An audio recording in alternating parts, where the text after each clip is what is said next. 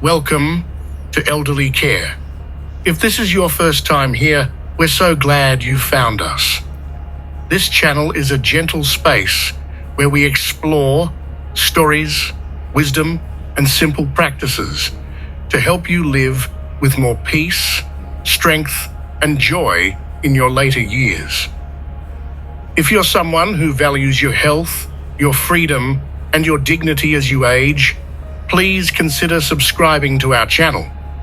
And if today's video speaks to your heart, don't forget to like it and share it with your friends and loved ones so more people can discover these timeless, life-giving insights. Now, let's begin today's story. If you're between 65 and 85 and still do these three rare things science and real-life stories suggest, you might already be on the path to reaching 100. At a quiet table near the window of a local cafe in Kyoto, an elderly man in a linen shirt sipped his tea slowly. His name was Mr. Ito, and he was 87 years old. His hands trembled slightly, yet his eyes were clear. His back, though slightly stooped, carried no pain. He had walked there that morning alone, through the cherry blossom path he had walked for decades. When I asked him how he managed to stay so vibrant at an age when most people resign themselves to decline, he paused thoughtfully and said, "I never stopped being curious. I never stopped using my legs, and I never lost the joy of doing things with my hands."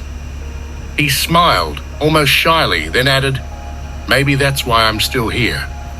His answer stayed with me. And as I began to look deeper into the lives of people who live not just long, but well, people who reach 90 and even 100 with clarity, energy, and purpose, I realized that the science quietly echoed what Mr. Ito had said over tea. There are countless studies on longevity, on genes, diets, and medical breakthroughs. But hidden within all the data, three rare capabilities emerge as soft but strong predictors of a long, high-quality life. If you are between 65 and 85 and can still do these three rare things, you may be walking the very path that leads to 100. 1. The ability to use your hands with purpose. In a small village in Sardinia, Italy, 82-year-old Maria still weaves baskets by hand.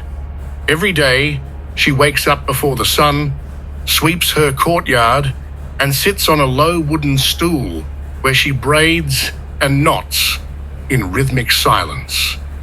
When asked why she continues this craft when she no longer needs to, she says, "My hands remember, and when my hands are working, I feel alive." It turns out there is deep science behind Maria's wisdom. Neurologists often refer to the hand-brain connection, a relationship so powerful that consistent use of hands for fine motor activities can slow cognitive decline. Engaging in things like gardening, cooking from scratch, knitting, drawing, or woodworking doesn't just keep the fingers nimble. It keeps the brain sharp. In one Japanese study, seniors over 70 who routinely engaged in manual hobbies had significantly better memory recall than those who didn't. The fingers, it seems, whisper life back to the mind. But there's more. Using your hands with purpose encourages patience, focus, and a sense of satisfaction. It pulls us away from screens and passivity. It brings us back to the tangible, into a world we can shape, create, and leave behind. And this sense of purpose, however small it may seem, has been repeatedly linked with increased lifespan. Now imagine your morning begins not with television or medication, but with the quiet act of making something. Bread, a poem, a garden bed. This isn't just a hobby. It's a ritual of vitality. And if you're 65 to 85 and still doing it, you are not just passing time. You're stretching it, strengthening it, enriching it too. The ability to walk steadily and confidently. Most people don't realize just how predictive a person's walking speed and gait are of their overall health. In fact, the term gait speed is sometimes called the sixth vital sign in geriatric medicine. Why? Because how you walk says everything about your strength, balance, neurological function, and cardiovascular resilience. A 2011 study published in the Journal of the American Medical Association followed nearly 35,000 older adults and found that those who walked at a brisk pace, just 1 meter per second or more, had significantly better survival rates. Simply put, if you're over 65 and can still walk steadily, independently, and at a decent pace, your likelihood of living well into your 90s skyrockets. But it's not just speed, it's also confidence. The ability to walk without fear of falling, without relying on walls or walkers, means your core, legs, and inner ear systems are all still communicating effectively. It means you likely have good muscle tone, solid bone density, and a nervous system that's keeping pace. What's even more important is that walking is an emotional act too. It signals freedom. When an elder can walk freely, they can go where they choose. They maintain agency. They keep making choices. And people who keep making choices tend to keep living fully. In Okinawa, centenarians walk daily to the market, to their neighbors' homes, to the small communal gardens. They don't call it exercise, they call it life. They move because movement connects them to the world. And this, too, is a powerful truth. We are not meant to sit out the last chapters of our lives. If your legs still carry you, they are carrying you not just through space, but through the years. Sure. The ability to stay mentally and emotionally curious. At 84, Dr. James, a retired botanist from Vermont, decided to learn the piano. He'd never played an instrument before, but something in him stirred. He'd always loved the sound of Chopin, and he thought, why not? He practiced daily, fumbled through scales, and 6 months later, he played his first recital at a local community hall. My fingers are slow, he said with a grin, but my mind feels 20 again.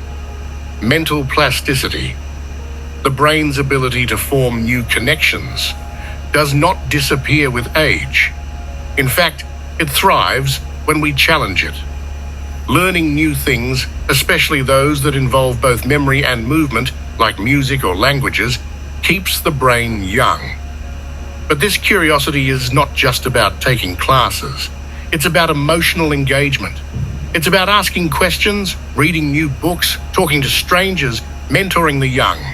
It's about refusing to live on repeat. The people who live longest are rarely those who only focus on not dying. They are those who keep wanting to live. They seek out beauty. They engage with stories. They reflect on their past, but still imagine a future. And if you're over 65 and still wake up wondering, what will today teach me? Then your mind is not winding down. It's warming up. There's a common thread among all these abilities. They preserve identity. Using your hands keeps your creativity.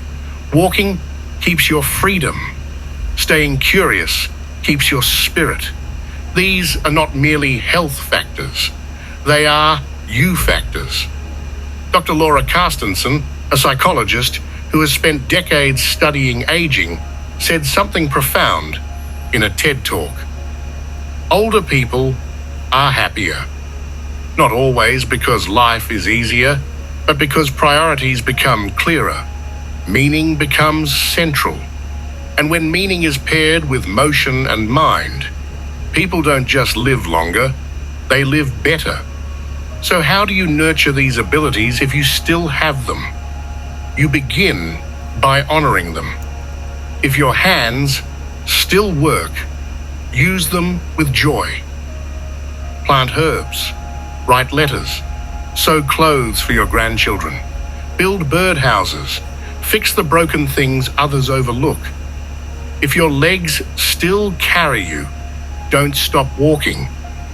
Walk to see things. Walk to feel the wind. Walk to meet someone. Each step is a message to your body. We're still moving, so keep us strong. If your mind still wonders, let it. Read about things you've never studied.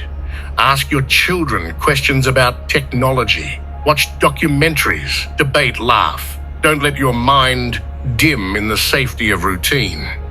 And if one or two of these abilities have begun to fade, don't despair. The human spirit is resilient. With intention and care, even diminished skills can be rekindled. With physical therapy, some walking ability can return. With practice, even stiff fingers can learn a new dance. And with patience, curiosity can bloom again. In Costa Rica's Nicoya Peninsula, 89-year-old Juan still plays the marimba. His vision is failing and his hearing is poor. But when he places his fingers on the keys, his whole body comes alive. I don't need to see to feel the music, he says. I just need to remember why I love it. He will likely live to 100.